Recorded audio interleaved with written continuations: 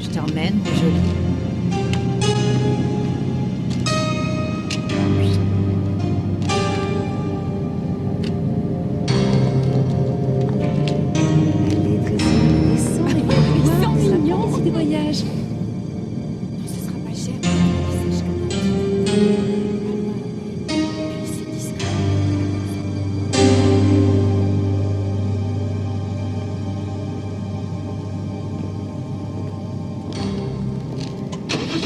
Voilà la fille en rouge.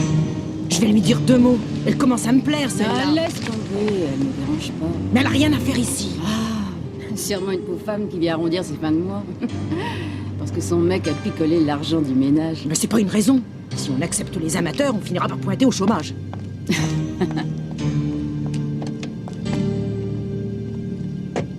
Allez, ouse par toi. Je veux plus la revoir ici, celle-là.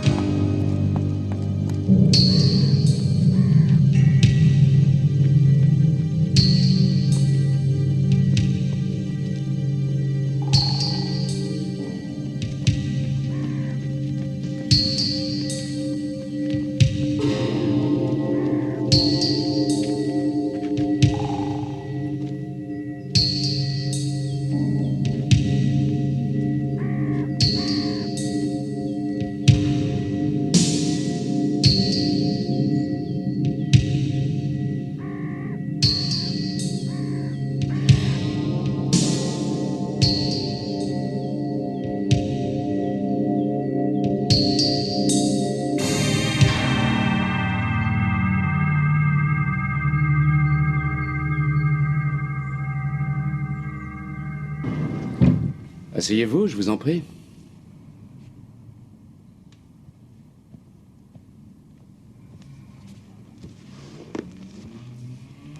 Je m'appelle Petzold. Et que puis-je faire pour vous? Mon nom ne vous dit rien? Non.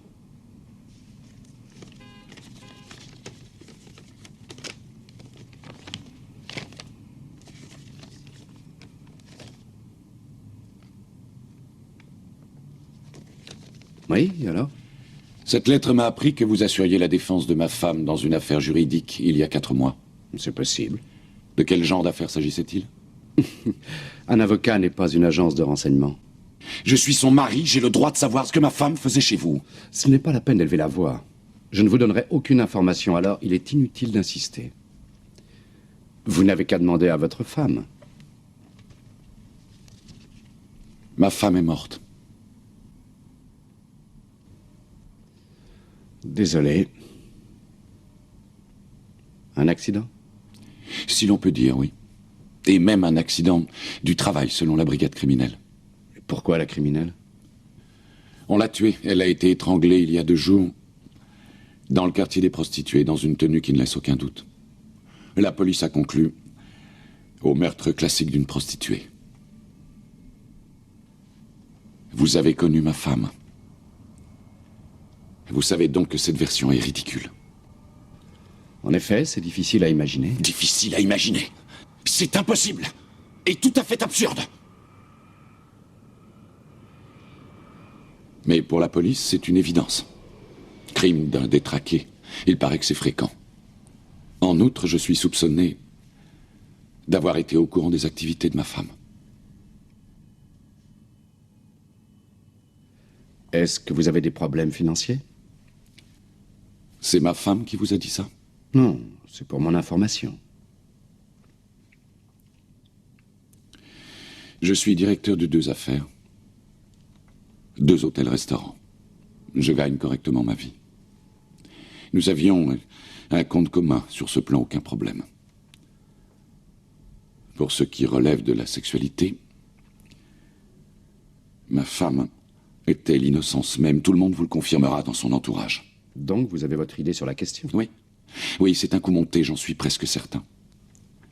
Le meurtrier fait partie de ceux qui l'approchaient de près. Alors je vérifie toutes les pistes. Maintenant, vous pouvez me dire pourquoi ma femme vous avait consulté. Comme vous le savez, je suis tenu par le respect du secret professionnel. Sans dérogation pour une affaire de meurtre. Sans dérogation. Il doit bien y avoir des cas où on peut vous décharger du secret professionnel. Il n'appartient à personne de m'en décharger. C'est une décision que je suis seul habilité à prendre. Alors prenez-la. Ce n'est pas si simple. Pour légitimer ce type d'entorse à notre déontologie, il me faut rassembler plus d'éléments sur le meurtre. Plus d'éléments. Vous savez déjà tout. Pas vraiment. Je ne peux pas me permettre d'écarter l'hypothèse que vous soyez l'assassin. Eh bien, renseignez-vous. Ça vous prendra longtemps. Non, mais au moins quelques jours. Et pendant ce temps-là, je vais rester les bras croisés. Engager un détective privé, ça ira plus vite. C'est jeter l'argent par les fenêtres. Non, pas forcément.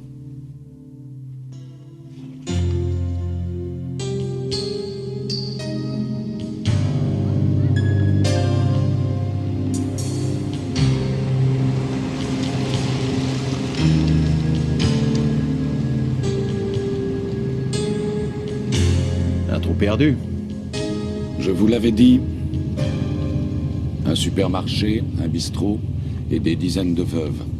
Ils se connaissent tous, alors vous, l'étranger, ils vous regardent comme une bête curieuse. Vous avez raison. Ce sera difficile de passer inaperçu ici. Alors vous me présenterez comme un membre de la famille. Un cousin. Dans ces conditions, le tutoiement devient obligatoire. Oh, j'ai connu pire dans la vie. Joseph avec un F. Dirk. Avec un C et un K.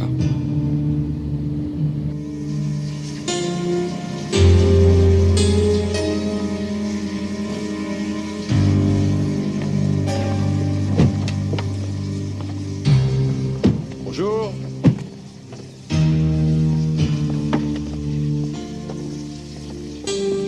Pas mal chez vous.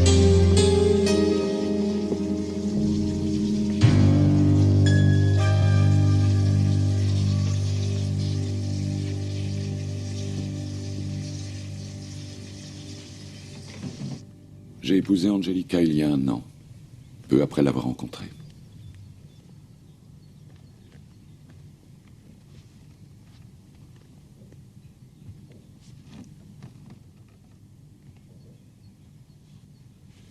Je ne suis pas fait pour le mariage. J'ai besoin de mouvement dans le travail, la vie privée. Du moins, c'est ce que je croyais. C'est ce que je croyais avant de connaître Angelica. Avec elle, tout a changé. Sans faire le moindre effort. À mon âge, on en vient à se poser des questions sur l'intérêt des conquêtes rapides. On finit par se lasser des petits déjeuners qui les suivent. Que faisait votre femme avant? Rien de spécial. Elle a eu une enfance difficile. Ses parents sont morts dans un accident de la route. Elle a dû interrompre ses études et se mettre à travailler pour nourrir le reste de la famille, c'est-à-dire elle et son frère. Son frère, où est-ce qu'on peut le joindre? Par Air Canada. Il est allé vivre là-bas. En dehors de son frère, elle avait d'autres contacts? Elle était timide et assez réservée. Pas de relation professionnelle? Elle ne travaillait plus. Sauf parfois à mi-temps dans une boutique à côté. Seulement le matin, pendant que je dormais. C'était surtout pour aider une amie. Voyons, ça fait déjà une personne qu'elle connaissait. Oui, mais c'était la seule dans le lotissement, Monique Katzer. Si vous interrogez cette Monique Katzer, il vaut mieux éviter de lui dire que nous nous connaissons. Elle ne me porte pas dans son cœur. Vous savez, je ne connaissais pas très bien Angelica.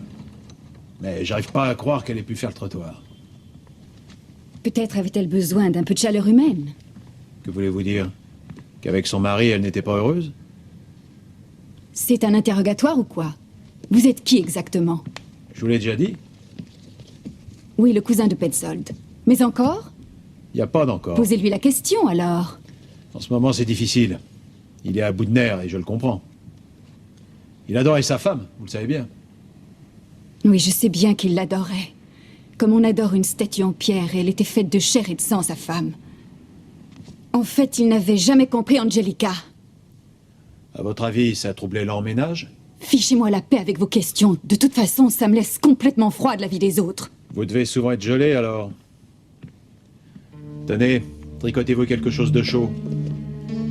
Salut!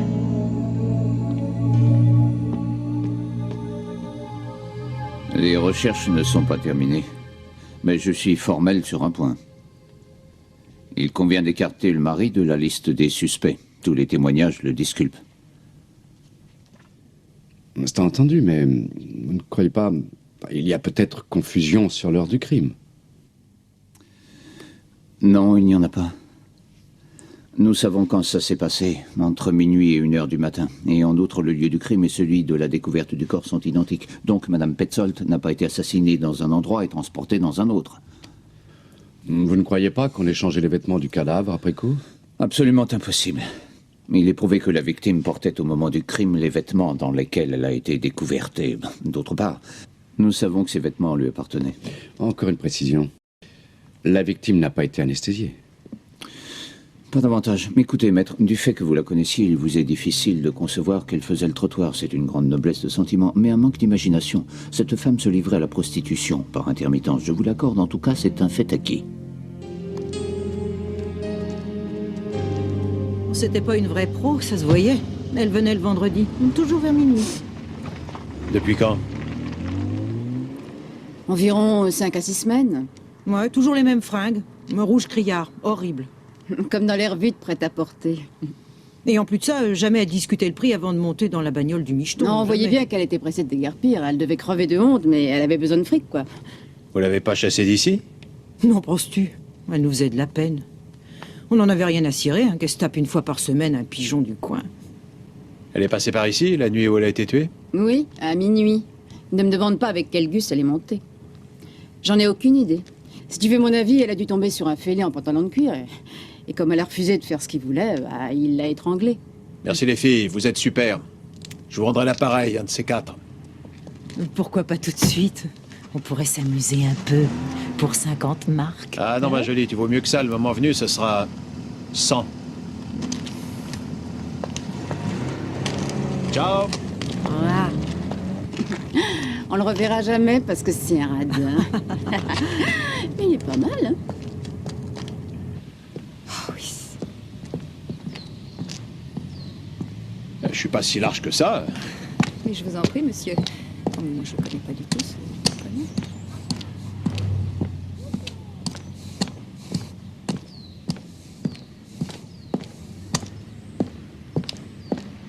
Excusez-moi, vous connaissez un endroit pour déjeuner dans le coin? Oui.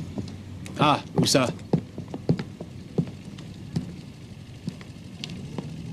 Vous descendez par là, toujours tout droit. Vous faites 3 kilomètres. Et vous verrez les panneaux de l'autoroute. Francfort, Wiesbaden. Y a pas de quoi rire. Ici, ils sont tous comme ça. Je m'en suis rendu compte. Et pourquoi? Ils n'aiment pas trop les étrangers. Et ceux qui vont chez Petzold, ils les détestent carrément. Vous êtes un de ses amis, si j'ai bien compris? Son cousin. J'habite chez lui pour l'instant. Le temps qu'il puisse se ressaisir. Vous n'étiez jamais venu le voir? Si, très souvent. Mais comment se fait-il que les gens ne l'aiment pas? Je ne vous ai encore jamais vu. Bon, en général, je passe inaperçu. On lui reproche quoi, exactement? Vous devriez vous en douter. Il est imbuvable de prétention. Et ça déplaît. Son épouse, à l'inverse, était une femme charmante. Mais les apparences à cet égard sont souvent trompeuses. Tout le monde ici est attristé de cette fin atroce. Et en même temps, on est ravis de savoir qu'elle faisait le trottoir. Oui, parce que son mari va enfin descendre de son piédestal. Henrik! Quoi? Oui, j'arrive tout de suite. Ouais. D'ailleurs, j'avais remarqué chez elle des choses qui ne collaient pas. Quoi, précisément? Elle vivait sa vie de son côté. Non, c'est vrai? Si je vous le dis. J'ai le sens de l'observation, je connais des détails qui pourraient vous intéresser. Demain, dans l'après-midi, vers 3 heures, on en parlera à l'auberge, si vous voulez. D'accord. Henrik, On passe à table. Oui, j'arrive. Pour l'auberge, vous descendez la rue, vous tournez à droite jusqu'à la place. Vous ne pouvez pas la rater. Merci, monsieur. Schaeffer. Monsieur Schaeffer. Mais aujourd'hui, c'est fermé.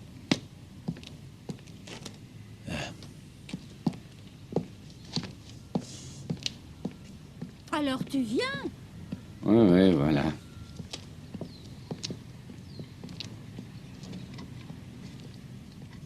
Schaeffer? Alors là, vous êtes tombé sur une vraie vedette. En tout cas, c'est le seul qui a accepté de s'intéresser à moi. Il s'intéresse à tout le monde. Des formations professionnelles, c'est un ancien de la criminelle. Ah ouais? Il a été mis à la retraite anticipée. Sans doute parce qu'il a trempé dans des affaires louches.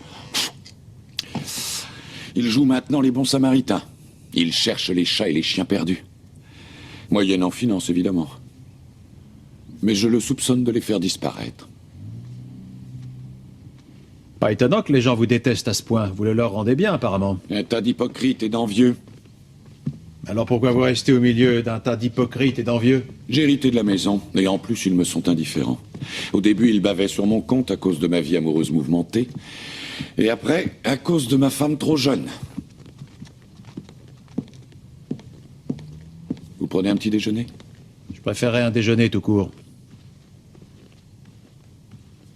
Alors faites-vous décongeler un steak. Que des petits bourgeois et des lavettes. Le voisin d'en face, par exemple, Bruno Bader. Sa femme l'appelle Brunochet. Un peu avant ma rencontre avec Angelica, j'avais eu une liaison avec Madame Bader. Rien de sérieux. Surtout par pitié et pour l'aider à se détacher de son débile de mari. Et qu'est-ce qu'il a fait, d'après vous, Brunochet? Rien, il a souffert en silence. Ils sont tous comme ça, ici. Tout le lotissement est rempli de Brunochet. Trop cuit.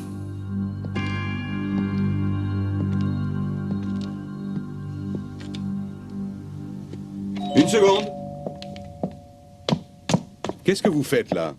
Devinez, vous êtes au courant de la mort de votre voisine. On a déjà vu la police et on a dit tout ce qu'on savait, c'est-à-dire rien.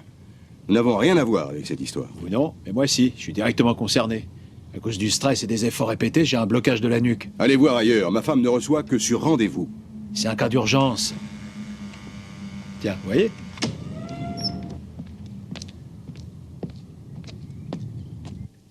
Je vous prie d'excuser mon mari. Cette affaire de meurtre l'a beaucoup éprouvé. Moi aussi, d'ailleurs. On habite en face et quand on apprend ça, ça fait un choc. Comment Monsieur Petzold a-t-il réagi? Comme un homme face à un drame. Il essaie de s'en remettre. Vous connaissiez bien Angelica? Je veux dire, Madame Petzold? Bien, c'est beaucoup dire. Elle venait se faire masser de temps en temps. Et sur le plan personnel? Sur le plan personnel? Oh, sur ce plan-là, absolument pas. Elle était très réservée. Du genre l'eau qui dort. Rien de pire que l'eau qui dort. Ce n'est pas exactement ce que j'ai dit, bien qu'elle était plutôt louche. Vous avez eu une liaison avec mon cousin? Il vous a raconté ça? Oui, c'est exact. Mais une aventure sans lendemain. Monsieur Petzold avait beaucoup d'aventures. Une fois marié, elle avait renoncé à cette agitation amoureuse, j'espère. Je n'en sais rien. C'était fini avec moi, en tout cas. Je vois que vous pensez la même chose que moi.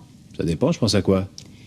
Que Madame Petzold avait appris la vie dissolue que menait son mari et qu'elle a voulu se venger de cette façon-là. En faisant le trottoir? Bizarre comme vengeance. Les hommes refusent de l'admettre, je sais. Mais ils ne savent pas jusqu'où une femme peut aller quand on l'a humiliée. Voilà. Vous pouvez vous rhabiller. Merci. Ça m'a fait du bien. Ah, je suis débloqué. C'est possible de revenir? Bien sûr. Mais n'oubliez pas votre ordonnance la prochaine fois. Monsieur Petzold, après réflexion, je crois être à présent en mesure de vous fournir les renseignements que vous m'avez demandés. Votre femme était... Ah oui. Votre femme était venue me consulter pour régler une affaire concernant son frère. Pourquoi? Tout était réglé. Qu'est-ce qui était réglé? Je l'avais déjà payé, si vous préférez. Je suis désolé, mais je ne comprends pas du tout de quoi vous parlez. Du frère de ma femme. Angelica l'aimait beaucoup, mais ce garçon était un parasite. Il vivait à ses crochets.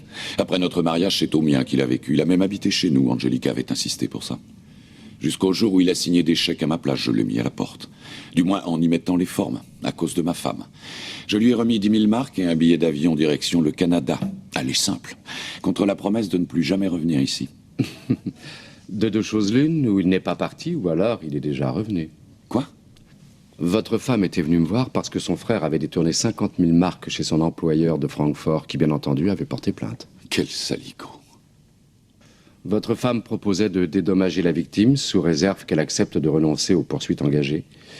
Alors nous avons mené les négociations entre les deux parties de telle sorte que la plainte soit retirée et que le remboursement soit effectué. Ce qui veut dire que ma femme a payé? Oui, 50 000 marks. Mais comment? Elle n'avait pas l'argent nécessaire. Pourquoi ne m'a-t-elle rien dit? À supposer qu'elle vous l'ait dit, qu'est-ce que vous auriez fait? Je me serais occupé du petit frère. Justement. Quoi, justement? C'est justement ce que votre femme voulait éviter. Donnez-moi son adresse. Monsieur Petzold, si vous souhaitez que le meurtre de votre femme soit élucidé, je doute vraiment qu'il soit judicieux de vous occuper personnellement de son frère. Oui, vous avez raison. Occupez-vous-en vous-même. Et si vous m'en chargez officiellement, d'accord. Si nous savions où Angelica avait trouvé la somme, ça pourrait peut-être constituer une piste. Oui, c'est possible. Signez-moi cette procuration, je vous prie.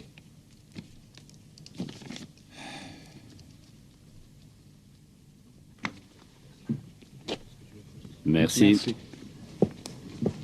Eh bien, à votre santé, chers collègues. Je peux vous appeler collègue, non? Hein? Vous êtes aussi dans le dessin industriel?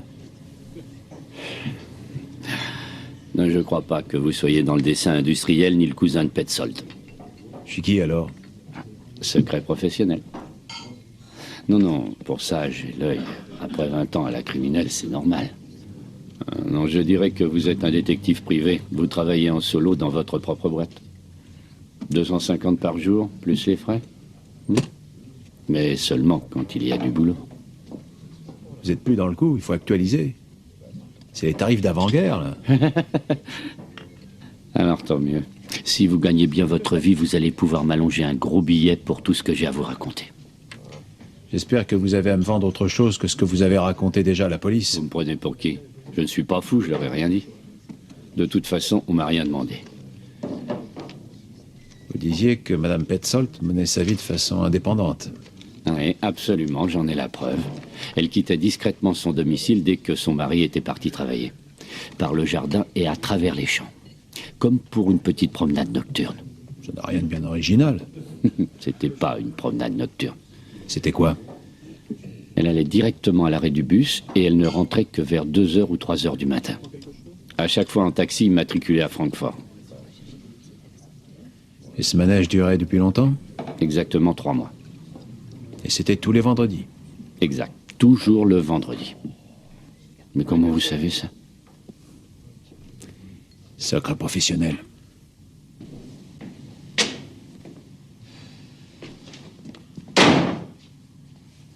C'était pas la peine de venir, j'ai pas besoin d'avocat. La police est passée, j'ai un alibi. Alors qu'est-ce que vous voulez? Ce n'est pas ce qui motive ma visite. Je viens de la part de votre beau-frère. De Petzold? Oui. C'est bizarre. Il m'avait fichu à la porte et maintenant il me réclame. Qu'est-ce qu'il veut? Il ne croit pas à la version de la police suivant laquelle votre sœur faisait le trottoir. Et moi non plus, d'ailleurs. Et vous? Vous l'auriez cru capable de ça? De toute façon, qu'est-ce que ça change? C'est important, afin de situer le milieu social d'où peut provenir le meurtrier. Si c'est pour trouver la vérité, c'est d'accord. Je crois pas qu'elle ait fait ça. Je ne la croyais pas non plus capable d'épouser cette espèce de type gonflé de suffisance. Pourtant, elle l'a fait. Elle était obligée de lui mentir sans arrêt. Il lui fallait mentir à son mari pour qu'on puisse se rencontrer. Vous aviez souvent l'occasion de la voir? Une fois par semaine. Le vendredi soir, c'est bien ça? Ouais, c'est possible. Maintenant, laissez-moi tranquille. Une dernière question, monsieur Kramberg. Comment votre sœur s'était procuré les 50 000 marques qui ont servi à rembourser la somme détournée? Elle les avait empruntées. Auprès d'une banque? Non, un particulier, c'est du moins ce qu'elle a dit. Très bien. Merci.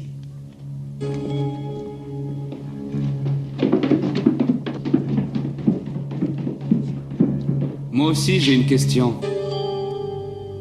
Les traites, maintenant, qui est-ce qui va les rembourser? Vous pensez à Petzold? Ouais. Pour ça, il aurait fallu qu'il ait été au courant du prêt. Seulement, il ne l'était pas. Dommage. Tu prends un ou deux sucres? La moitié. Trop tard, j'en ai déjà mis un. Il déteste Petzold parce qu'il lui avait pris sa deuxième mère et l'avait obligé à voler de ses propres ailes, ce qui ne lui a pas tellement réussi. Il n'est pas du tout seul à détester Petzold de toute façon. Tu sais, moi j'ai l'impression que nous faisons fausse route. L'examen des faits implique une seule conclusion. Crime du milieu. Madame Petzold se rendait incognito pratiquement tous les vendredis à Francfort. Nous savons tous les deux par les déclarations de nos belles de nuit qu'elle racolait des clients. Et avec un motif pour ça, le besoin de trouver de l'argent pour s'acquitter d'une dette. Tu prends un raccourci un peu rapide. Tu changerais d'avis si tu l'avais connue. En admettant qu'elle ait eu les qualités de cœur que tu lui accordes, elle a très bien pu faire le trottoir au nom des grands sentiments et pour la bonne cause. Disons que pour sauver une âme en peine, la bonne dame a vendu son corps au diable. Je t'ai connu plus drôle. Tu sais présumer l'innocence par simple intuition? Tu t'es jamais trompé sur quelqu'un? Non. Pas que je sache. J'avais tout de suite vu que t'étais un type bien. Écoute, si elle a pris un crédit, ça doit laisser des traces. Je vais aller fouiner un peu de ce côté-là. Au moins, on aura une idée sur le montant de ses remboursements mensuels. Ciao. Surtout te dérange pas, Oumba. Dans les papiers de ma femme, rien de significatif. Pas de contrat de crédit, pas de reçu, pas de prélèvement. Absolument rien. Elle les a peut-être rangés dans un endroit inhabituel. Pourquoi? Pour vous les cacher, bien sûr. Sûrement chez son frère. Je crois pas, non. Débrouillez-vous pour les trouver. Elle ne m'avait rien donné à garder. Alors à son frère, peut-être. Ça m'étonnerait. Il est parti vivre au Canada. Vous cherchez quoi, au juste? Un contrat de crédit. Elle avait souscrit un prêt? Oui, son frère avait détourné des fonds, alors elle avait emprunté pour dédommager la victime. Comment vous savez ça, vous? Vous venez de me dire que vous n'aviez aucun document. Qu'est-ce que vous me chantez là? Et pourquoi venir me raconter tout ça à moi? J'avais espéré que vous sauriez quelque chose. Même si je savais quelque chose, je n'aurais aucune raison, en tout cas, d'en faire part au cousin de Petzold. Allez, sortez de chez moi! Au revoir.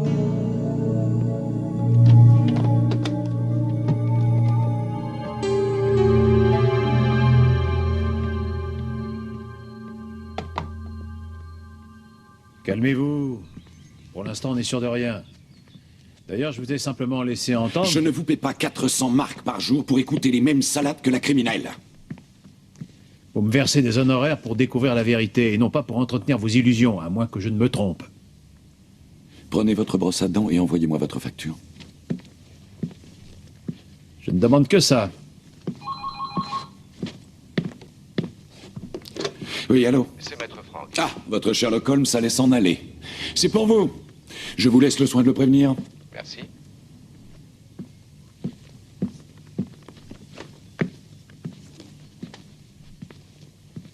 Rainer? T'es viré? Viré, ouais. Bon, il faut que je te parle, c'est urgent. On peut se retrouver chez moi, disons, dans 1 heure, si tu veux. Qu'est-ce qu'il y a? Rien, je te le dirai plus tard. Dans 1 heure. Ouais, ciao. Tu as trouvé quelque chose, toi, hein? Non, rien, aucun document relatif à un crédit, rien. Petzold ne sait rien non plus. Peut-être que c'est à des amis qu'elle avait emprunté l'argent. Bah alors faut les trouver. Bien sûr. Ciao. À tout de suite.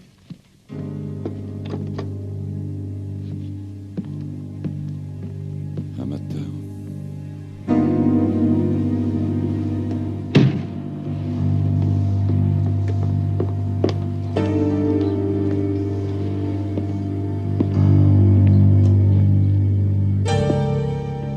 Monsieur.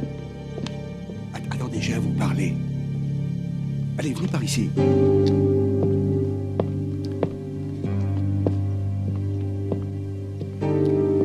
Allez-y, je vous écoute. Entrez, il faut pas qu'on nous entende. Allez, dépêchez-vous. Faites languir. Il y a un cadavre dans le placard.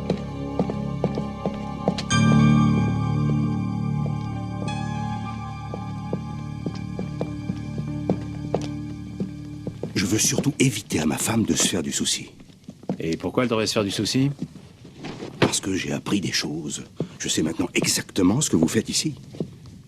Vous n'êtes pas de la famille de Petzold. Vous êtes un indicateur.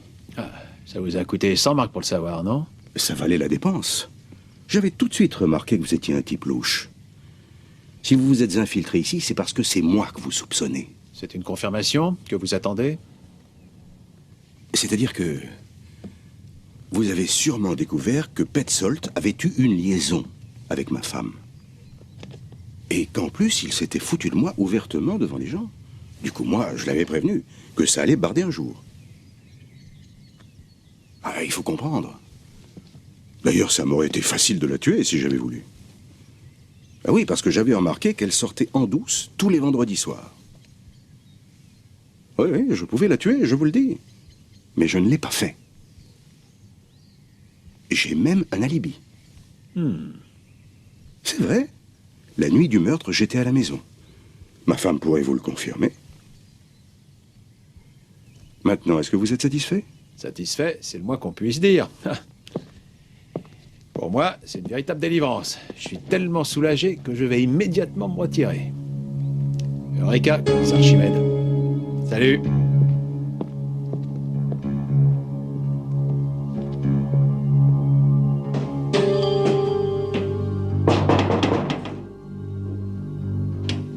Bonjour, monsieur Kramberg. J'ai encore quelques questions à vous poser. Revenez plus tard, j'attends une visite. J'en ai pour 2 minutes. C'est pas possible. Vous préférez peut-être que la criminelle vous convoque? Bon, entrez. Vous avez dit que votre sœur venait régulièrement vous voir le vendredi soir. Alors je veux savoir à quelle heure elle arrivait et combien de temps elle restait. À 8 heures très précisément, et elle restait 1h30. Ensuite, elle rentrait chez elle. Je suppose que oui. Sauf quand elle allait se prostituer. En vous quittant, savez-vous si elle allait voir quelqu'un à Francfort? Non, je ne crois pas. Nous n'avons trouvé aucun document relatif à un crédit. Ce qui m'inciterait à envisager l'hypothèse d'un emprunt à particulier. Vous connaissez peut-être quelqu'un qui lui aurait rendu ce service? D'après vous, un particulier lui aurait consenti un prêt. Aussi énorme que ça. Oui, ce serait possible. Non, je ne vois pas qui.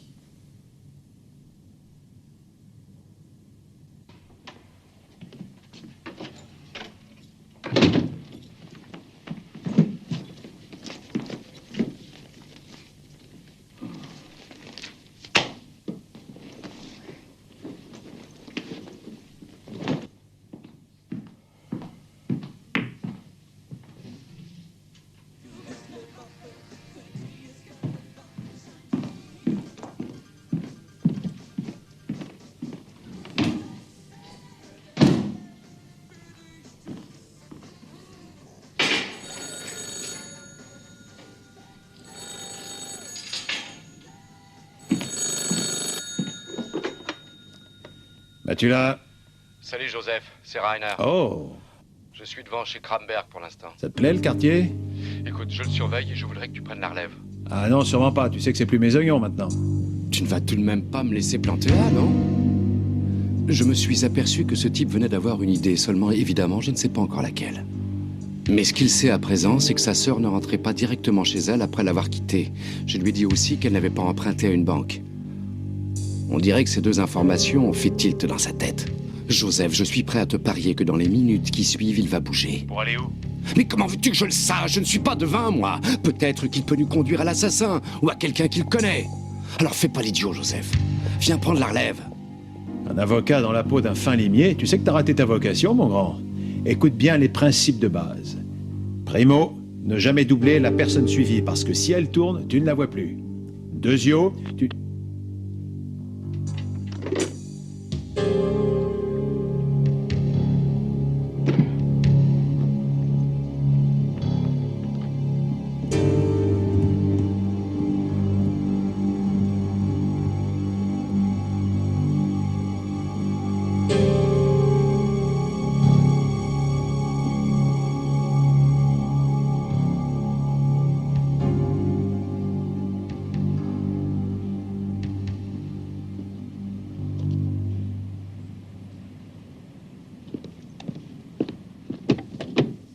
Principe numéro 2.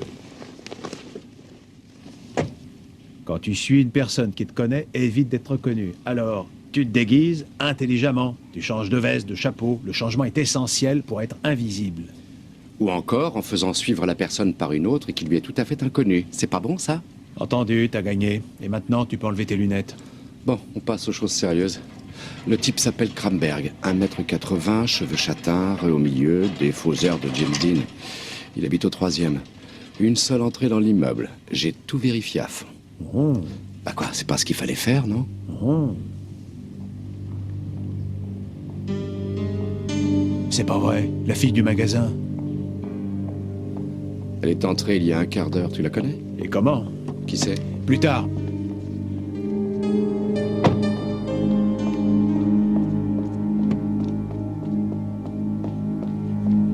Bonjour, Madame Katzer. Alors maintenant, vous m'espionnez. Non, sans coïncidence. Ne me prenez pas pour une idiote. Je crois que vous mourrez d'envie de me parler. Quoi, non mais vous plaisantez? Allez, montez qu'on en finisse.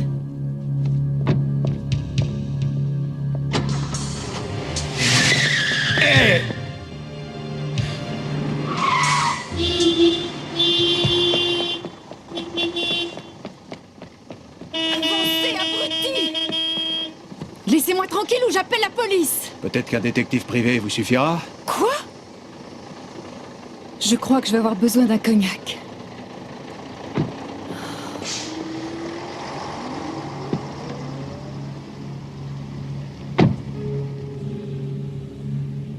J'en étais sûr.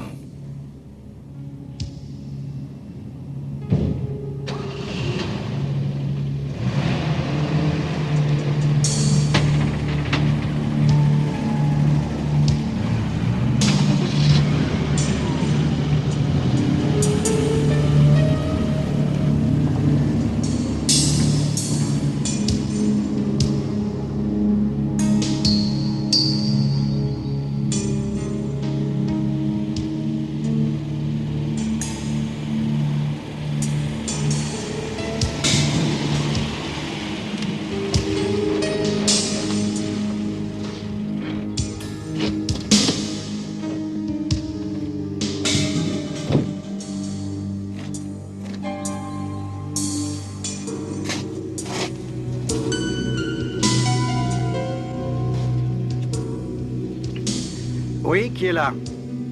Kramberg, le frère d'Angelica.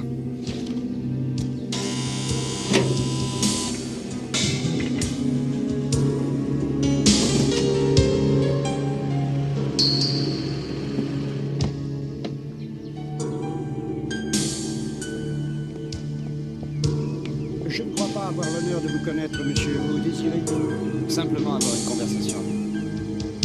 à quel sujet?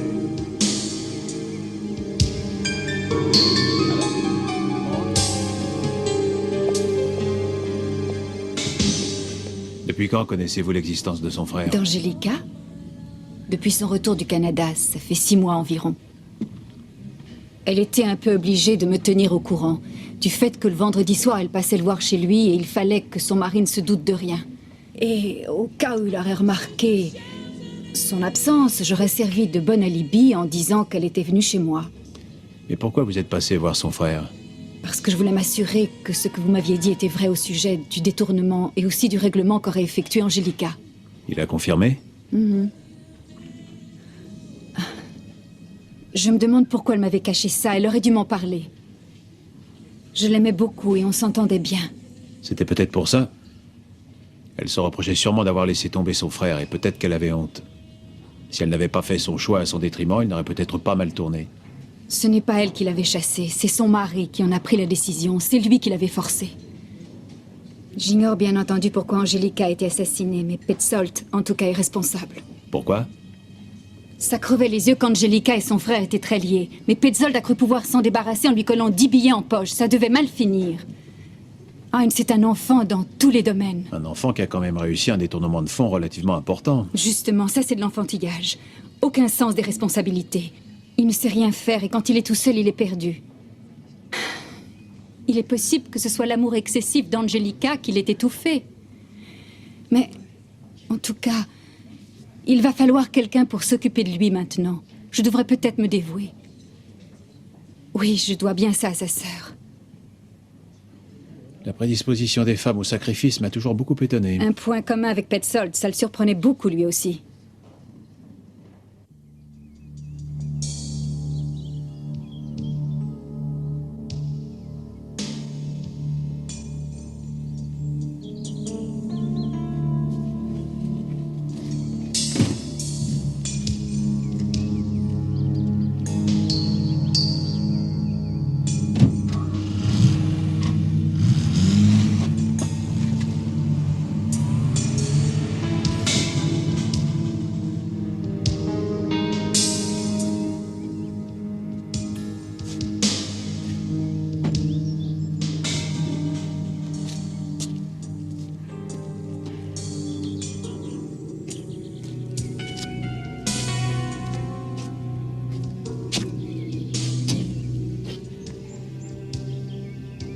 Oui? Bonjour, je m'appelle Franck. Je suis l'avocat de Monsieur Petzold. Petzold? Je ne connais pas. Son beau-frère sort de chez vous à l'instant. Vous m'avez entendu? Téléphonez à mon bureau et prenez rendez-vous. Dans votre propre intérêt, il serait préférable de nous voir immédiatement.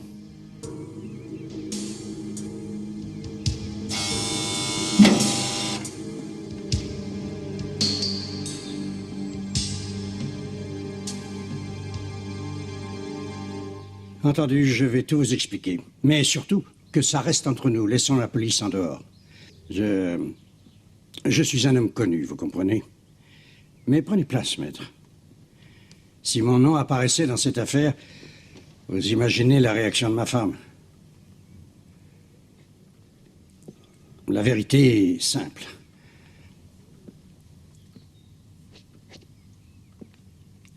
J'avais une liaison avec Angelica. Et au moment où elle a connu son futur mari, c'était fini. Elle a rompu brutalement et définitivement. Elle était comme ça. Elle m'a dit, désormais, on ne se verra plus. Ce fut pour moi un choc à l'époque. Nous n'avions pu avoir des enfants avec ma femme. Aussi, Angelica, d'une certaine manière, était un peu comme ma fille. Imaginez la joie que fut la mienne le jour où je l'ai vue arriver chez moi en me demandant un prêt de 50 000 marks. Est-ce qu'elle vous avait dit pourquoi elle avait besoin d'argent? Je ne lui ai pas demandé. Et vous lui avez prêté la somme? Je lui ai donné. Mais n'allez pas croire que c'était dans un but intéressé, quand j'ajouterais qu'à la suite de ça, notre aventure a recommencé comme avant. Son mariage n'était pas une réussite. On se retrouvait régulièrement ensuite. En essayant d'être plus concret, qu'entendez-vous par régulièrement? Tous les vendredis soirs, dans un appartement que j'ai à Francfort. Et vendredi dernier...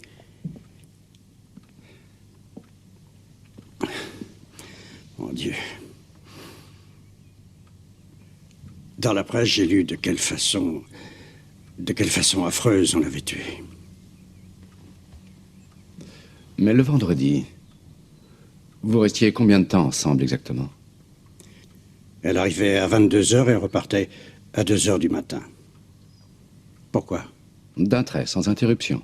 Je saisis mal votre question. Vous étiez chaque vendredi avec elle sans jamais la quitter de 22h à 2h du matin. Oui. Mais pourquoi vous semblez si étonné? Attendez. Pour quelle raison son frère est-il venu vous voir? Il voulait me faire chanter. Par conséquent, la femme en rouge de minuit n'était pas Madame Petzold, mais son double. Et j'irais même jusqu'à dire que le meurtre était préparé soigneusement. Exact. Avec une femme dans le rôle du coupable, ou peut-être du complice de l'assassin. Et maintenant, tout s'éclaire d'un seul coup. L'assassin remarque les sorties nocturnes et discrètes de Madame Petzold. Il la suit et découvre qu'elle entretient une liaison avec un personnage éminent de la ville et qu'elle le rencontre toujours à des heures régulières. Il sait que le personnage ne préviendra jamais la police, car il redouterait de compromettre sa réputation. Fort de cela, il expose le double de la future victime sur le trottoir, de manière à faire croire que c'est la personne dont on retrouvera le cadavre quelques semaines plus tard. Je comprends alors pourquoi elle était vêtue de façon si voyante. Oui, exactement. C'était bien calculé et très logique. Un peu comme si tu mettais sur la tête de 2 Japonais un drapeau tyrolien et que tu les envoies traverser en patin à roulettes un village autrichien à 1 heure d'intervalle. Tout le monde dira sans aucune hésitation que c'était le même. Et aussi le même chapeau tyrolien. Eh oui, forcément. Et les vêtements de cuir lui allaient comme un gant, tu disais. Absolument. Et la nuit du meurtre, la femme en rouge était pile à l'heure, comme d'habitude, sur son trottoir. Tout juste. Il faut que je file.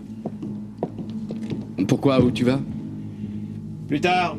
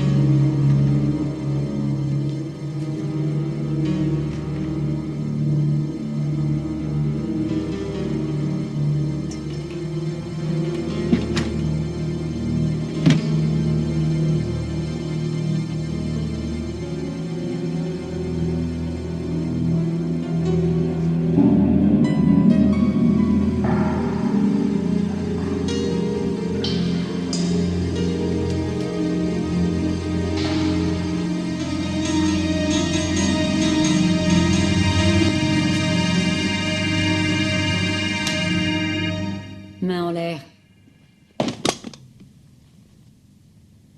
Ne faites pas de bêtises. C'est vous qui en faites. Allez-y. Continuez de fouiller. Cherchez, allez-y. Inutile, j'ai déjà trouvé ce que je cherchais. Déchirez ce que vous avez trouvé et jetez ça par terre. Ça ne vous donnera rien de plus. Ça donnera un cambrioleur qui m'a menacé et que j'ai tué en état de légitime défense. Ne croyez pas ça, Madame Bader. Vous savez parfaitement que ça ne changera pas votre situation. Ça va tout changer, au contraire. Sans vous, le problème est résolu. Vous avez oublié un détail important. Main en l'air. Madame Bader, croyez-vous vraiment que je sois venu ici sans avoir averti la police auparavant? Vous bluffez. C'est normal de prétendre que vous les avez prévenus et que la police est en route. Mon Dieu, quelle peur vous avez. Une telle peur que j'arrive à la sentir d'ici. C'est comme la semaine dernière, quand l'autre a vu ça. Il s'est mis à trembler. La peur de mourir.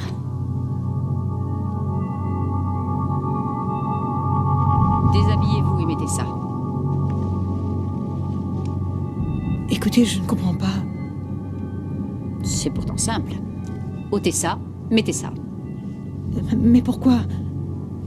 Madame Bader, enfin, dites-moi ce que vous me voulez. Pas grand-chose. Tout juste une petite promenade. Et une conversation entre femmes. Et qu'est-ce que je vous ai fait? 3 fois rien. Seulement voler mon amant. Dirk? Et bien entendu, vous n'étiez au courant de rien, petite sainte. Mais c'est vrai, je n'étais pas au courant, je ne savais pas qu'entre lui et Ne vous... m'obligez pas à répéter, habillez-vous.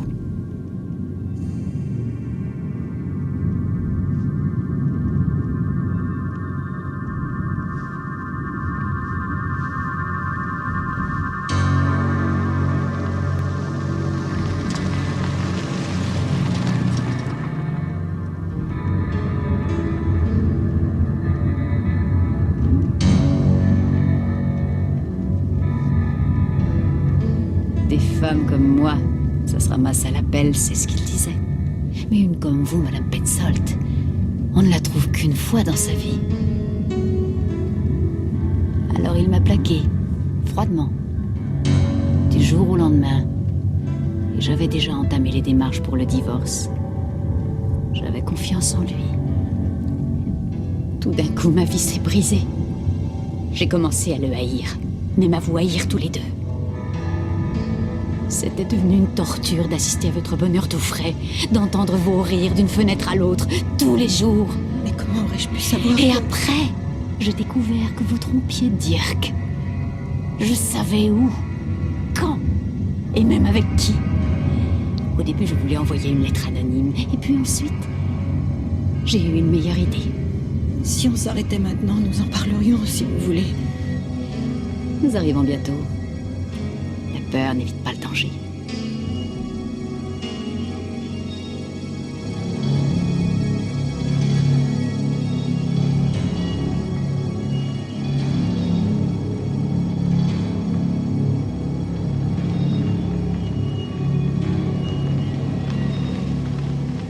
Arrêtez-vous là.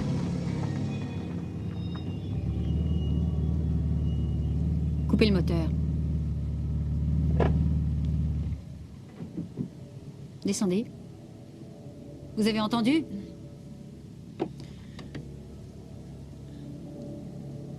Allez.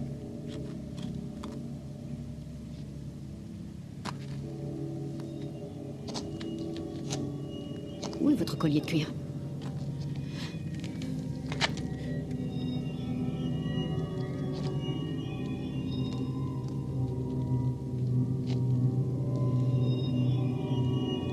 Reculez.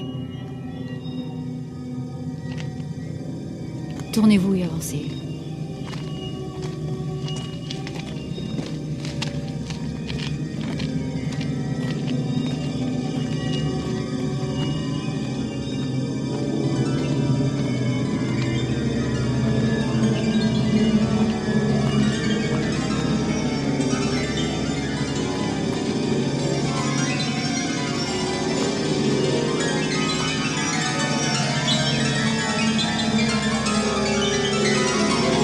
Elle a mis longtemps à mourir. Ça ira plus vite avec vous. Vous ne pourriez imaginer jusqu'où peut aller une femme humiliée. C'est bien ce que vous m'aviez dit, non? Vous vous en souvenez? Eh bien, maintenant, je le sais. Même la prostitution ne vous a pas arrêté pour parfaire votre scénario. Vous n'avez toujours rien compris. Je ne parlais jamais du prix avant de monter avec un client. C'est seulement en roulant que je l'annonçais. Et un tarif tel que personne ne marchait. D'accord, il m'insultait, mais à chaque fois, il me laissait repartir. Vous ne connaissez pas les femmes et vous n'aurez plus le temps d'y remédier.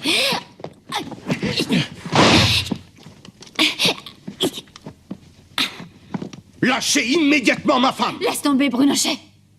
Il est trop tard pour jouer les héros maintenant. Appelez la police. Vous avez entendu?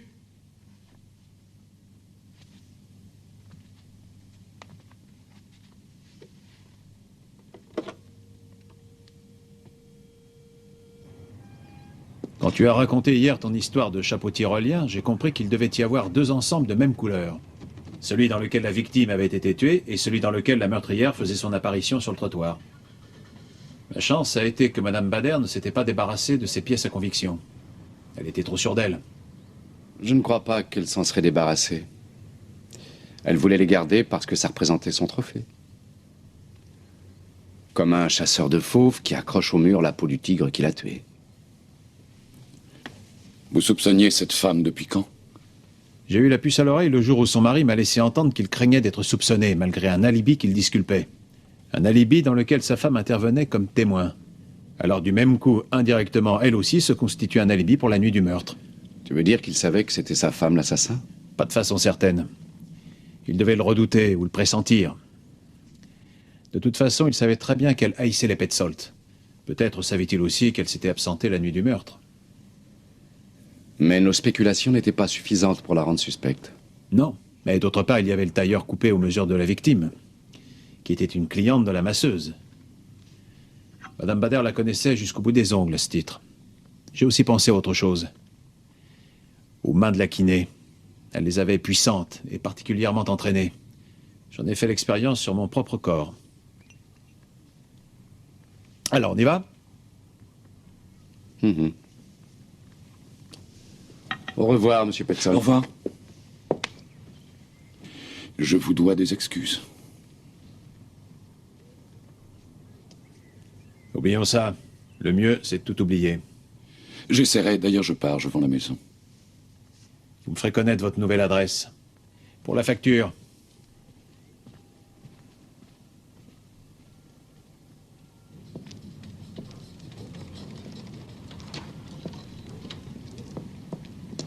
Ah. Oh, bonjour. Bonjour. Qu'est-ce qui se passe? La criminelle chez Petzold? Vous êtes bien de la criminelle, non? Vous soupçonnez Petzold? Vous m'excuserez, monsieur Schaeffer, mais je ne suis pas autorisé à parler. Oh, un petit tuyau de collègue à collègue. D'accord, mais un service en vaut un autre. Vous me rendrez mes 100 marques et je vous dis tout.